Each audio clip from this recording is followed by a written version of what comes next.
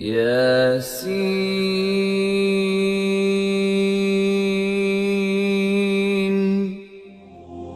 آخری بات، بے حیائی۔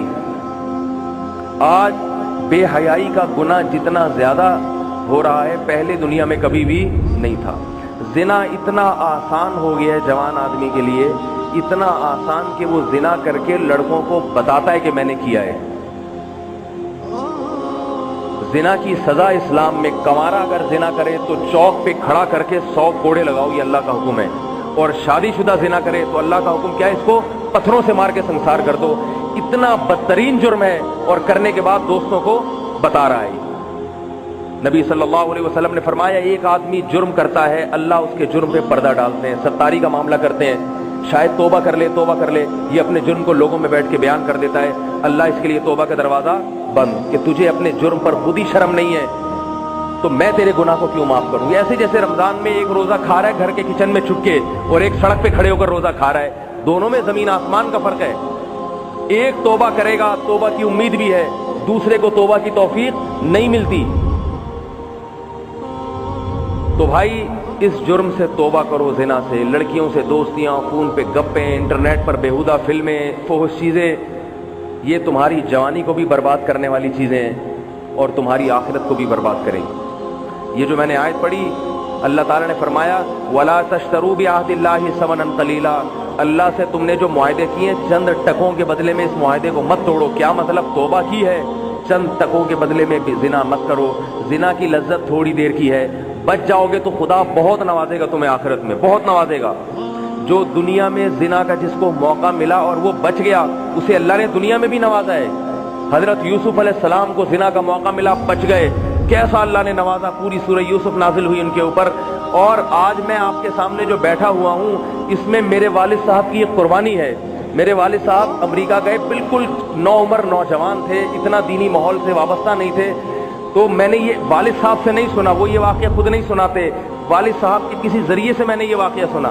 کہتے ہیں کہ انہوں نے مجھے بتایا کہ آپ کے والد صاحب کے ساتھ یہ واقعہ ہوا، خوبصورت بھی تھے، جوان بھی تھے، امریکہ پہلی دفعہ جہاز گیا، شپ گئے، ایک خوبصورت جوان لڑکی نے زنا کی دعوت دی، جیسے کہ وہاں کھلے عام ہوتا ہے، وہ زنا کی دعوت دی تو تنہائی میں دیکھنے والا کوئی نہیں۔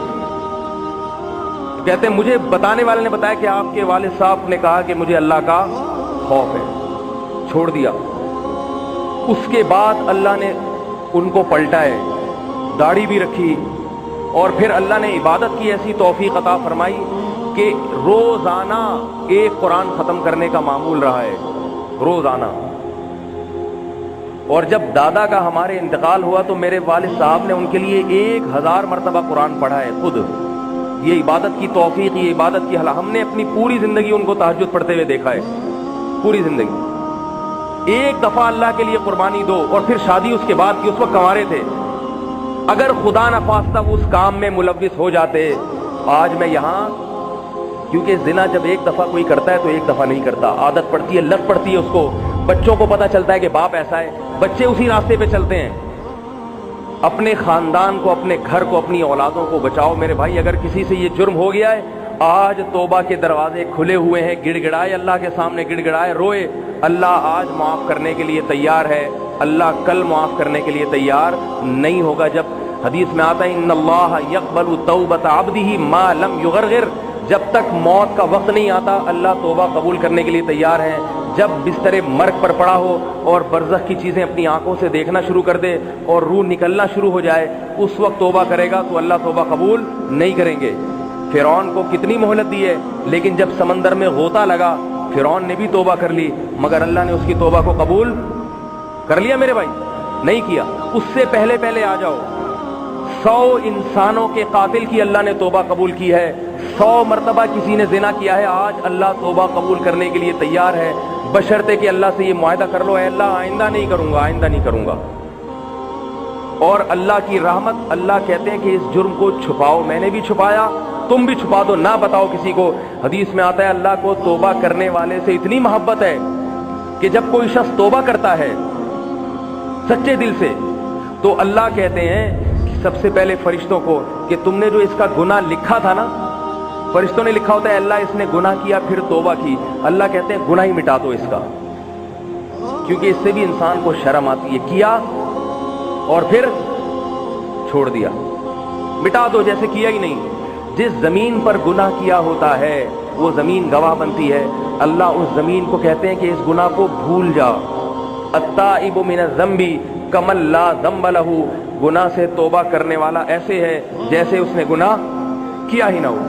तो अल्लाह ने क्या फरमाया, वला तश्तरू बिअहदिल्लाहि समनन कलीला, दुनिया के चंद टकों के बदले में अल्लाह से किए हुए मुआहदों को मत तोड़ो। इस्लाम लाके जो अल्लाह से मुआहदा किया है, ए अल्लाह तौहीद पे चलेंगे और कबीरा गुनाहों से बचेंगे, इन मुआहदों को मत तोड़ो। क्यों? इन्नमा इंदल्लाहि हुवा खैरुल लकुम, अल्लाह ने तुम्हारे लिए जो अपने पास मजे मजे की चीजें छुपा के रखी हुई हैं वो तुम्हारे लिए इस दुनिया से बहुत बेहतर है। वहां सब कुछ मिल जाएगा। यहाँ दुनिया की औरत से अपने आप को हराम तरीके से बचाओ, हराम औरत से बचाओ अपने आप को, वहां तुम्हें जन्नत की हूर मिलेगी। और यहाँ नजर की हिफाजत करो, वहां तुम्हारी आंखें ठंडी होने का सारा सामान मौजूद है अल्लाह के यहाँ। फरमाए मा इंदल्लाहि मा इंदकुम यनफद, जो कुछ तुम्हारे पास है खत्म होने वाला है, खत्म। अगर ये बहुत मजे का भी हो, हमेशा के लिए नहीं है। बुढ़ापे में कोई जिना करता है क्या? है भाई, थोड़ी सी उम्र ढलकेगी तो ये हसीनाएं खुद बखुद छोड़ छाड़ के आपको भाग जाएंगी, और उस हसीना की उम्र भी थोड़ी सी ढलक जाए आप भी छोड़ देंगे उसको। जो आज मोहब्बत के दावे हो रहे हैं ना कि तुम्हारे बगैर नींद नहीं आती, चांद सितारे